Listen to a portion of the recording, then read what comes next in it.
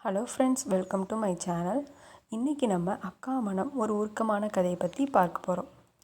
ஒரு குடும்பத்தில் தந்தை இல்லாத நிலையில் அக்கா தன் தம்பியின் வளர்ச்சிக்காக பல தியாகங்களை செய்கிறாள். அவள் கல்வியை விட்டுவிட்டு வேலை செய்து தம்பியை உயர்வாக வளர்க்கிறாள். தம்பி வளர்ந்த பிறகு அவள் தியாகத்தை உணர்ந்து அவளுக்கு உதவுகிறான். இந்த கதையை நம்ம விரிவாக பார்க்கலாம் வாங்க. அக்கா மனம். கதிர்வேல் 10 வயது பிள்ளை. அவனுக்கு உலகமே அவன் அக்காதான். அவர்கள் இருவரும் அப்பா அம்மாவை சிறிய வயதிலேயே இழந்து விட்டார்கள்.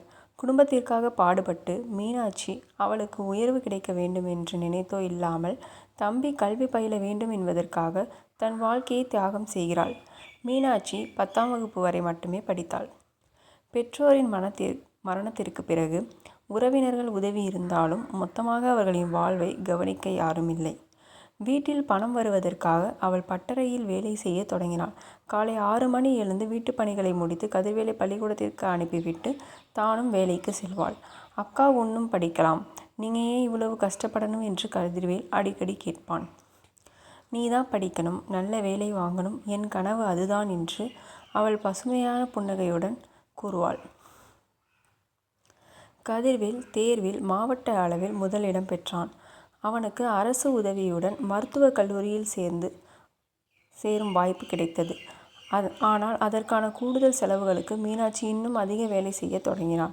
இரவு நேரத்தில் துணி தைத்து கொண்டு அப்பிள்ளையின் எதிர்காலத்தை உறுதி செய்ய முயன்றாள். கதிர்வேல் மருத்துவக் கல்லூரியில் சேரும்போது கண்ணீர் கலங்கியது. அக்கா, நீ என் மீது வைத்திருக்கும் நம்பிக்கையை பறிக்க மாட்டேன் என்று சொல்லிக்கொண்டு அவள் காலில் விழுந்தான். 10 ஆண்டுகள் கழித்தது. கதிர்வேல் இப்போது ஒரு வெற்றி பெற்ற மருத்துவராக வளர்ந்திருந்தான்.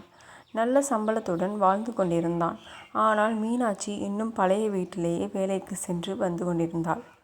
ஒரு நாள் அவன் திடீரென அவளின் அருகில் வந்து, அக்கா, இனிமேல் நீ வேலைக்கு போக வேண்டியதில்லை.